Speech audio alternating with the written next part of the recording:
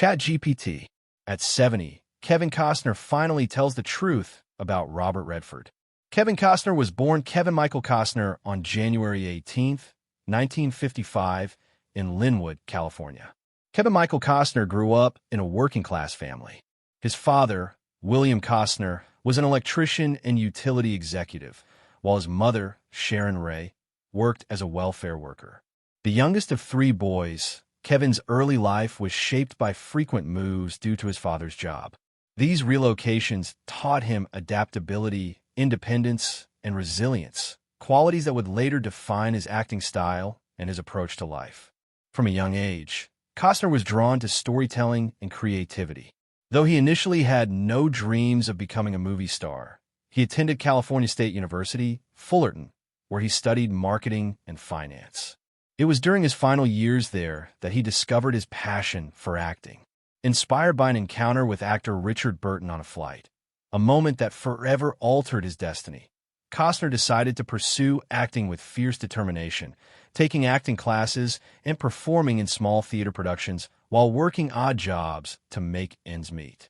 His persistence, coupled with an unshakable belief in himself, eventually paid off. Kevin Costner's rise to stardom was not instant. It was a slow burn built on hard work and perseverance. His early career was marked by minor roles, and one of his first major breaks came when director Lawrence Kasdan cast him in The Big Chill, 1983. Although his scenes were cut from the final version, Kasdan remembered Costner's natural charisma and later cast him in Silverado, 1985, which finally brought him recognition.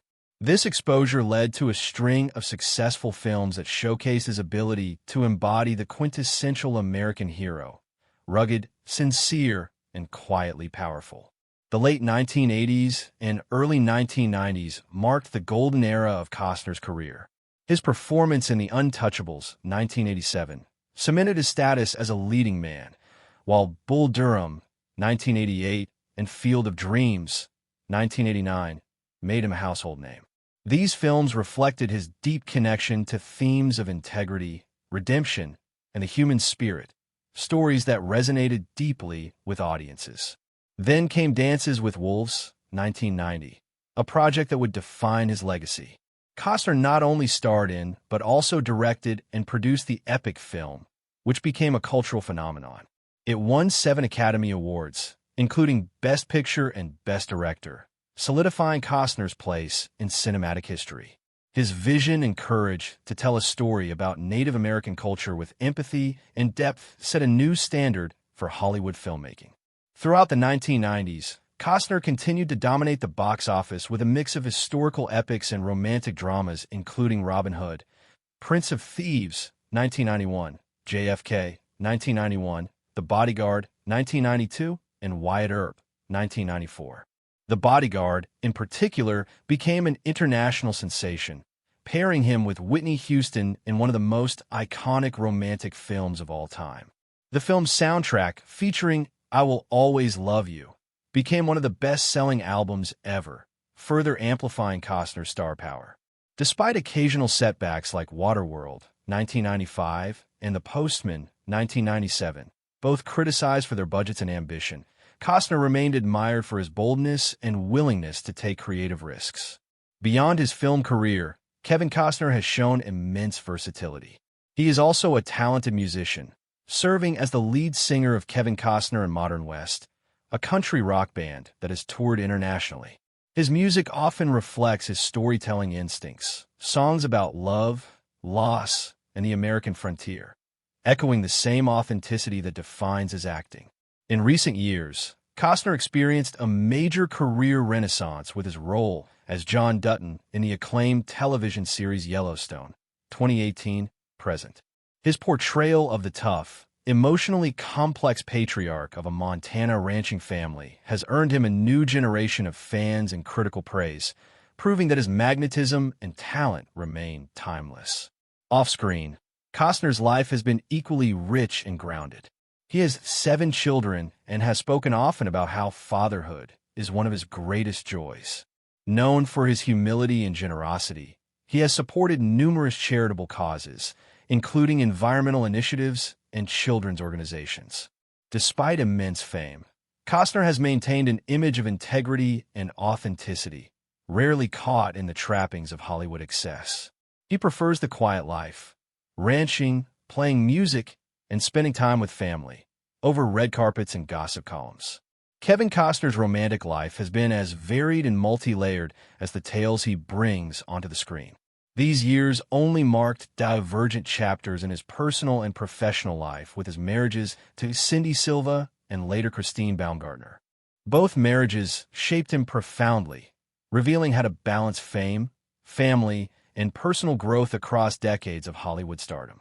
Kevin Costner's first marriage was to Cindy Silva, his college sweetheart, whom he met while attending California State University, Fullerton.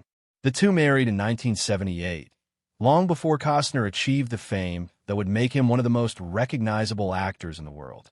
Cindy was more than just a supportive wife. She was a grounding force during his early, uncertain years as an aspiring actor. In interviews, Costner often gave her credit for helping him stay focused on his dreams when the road to success seemed impossible. Together, they built a family, raising 3 children: Annie, Lily, and Joe, while Costner's career began to blossom. During the 1980s and early 1990s, when Costner became a household name through blockbuster films such as Dances with Wolves, Field of Dreams, and The Bodyguard, Cindy often stood beside him at premieres, a figure of stability and commitment amid the glitz of Hollywood. However, as Kevin's fame grew, the demands of his career began to take a toll on their relationship.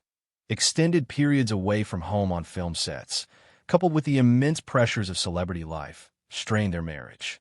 In 1994, after 16 years together, Kevin and Cindy divorced, a highly publicized separation that cost a reported $80 million settlement, among the largest in Hollywood history at the time.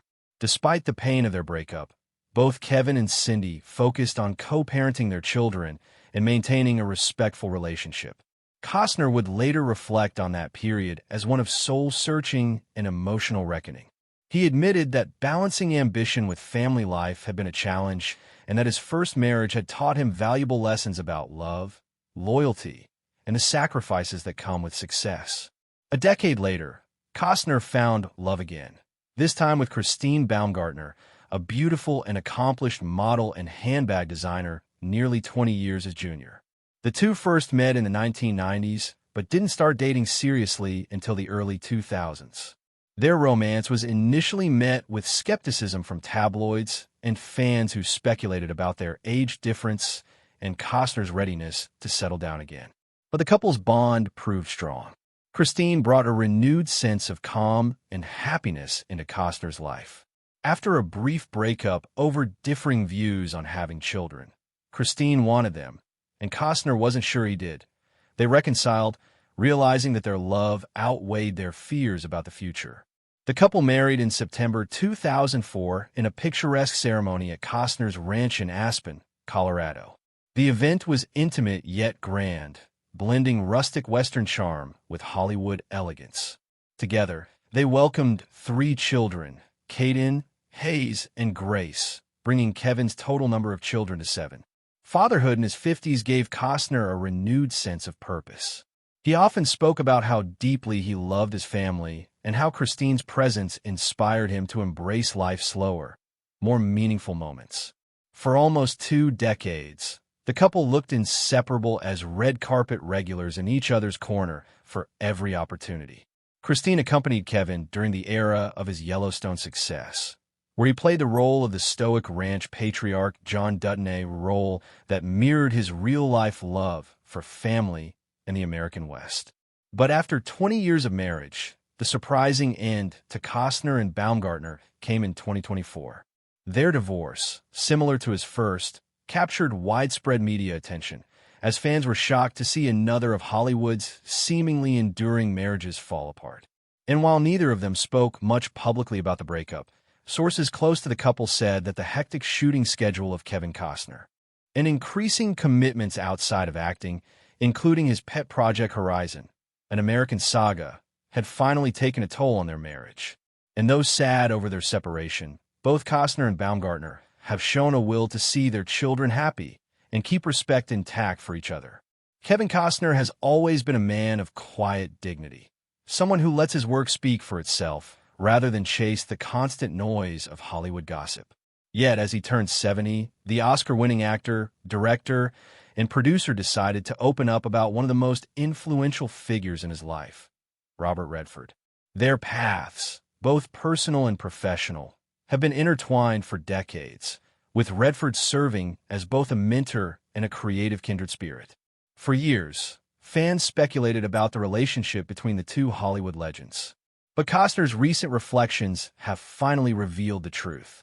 In an emotional interview, Costner admitted that his admiration for Redford runs far deeper than the typical respect shared between two actors. Robert wasn't just someone I looked up to. He was the kind of artist who showed me what it really meant to take risks, Costner said. He had this quiet intensity, a presence that didn't demand attention but naturally drew you in. Watching him made me realize that storytelling wasn't just about acting. It was about purpose. That purpose became evident early in Costner's career when he was still trying to find his footing in Hollywood. Redford was already an established icon, an actor known for his grace, intelligence, and independence. Costner has often said that Redford's decision to step behind the camera inspired his own directorial ambitions. When Robert made Ordinary People, I remember thinking, that's what I want to do someday, to tell stories that matter. The connection between the two became even more personal when Redford approached Costner to star in A River Runs Through It in the early 1990s. While the role eventually went to Brad Pitt, Costner said the conversations he had with Redford during that time were some of the most impactful of his career. Robert told me that it wasn't just about fishing or Montana. It was about fathers and sons, about the things men struggle to say to one another, Costner said. That stayed with me for years. It reminded me of my own relationship with my father.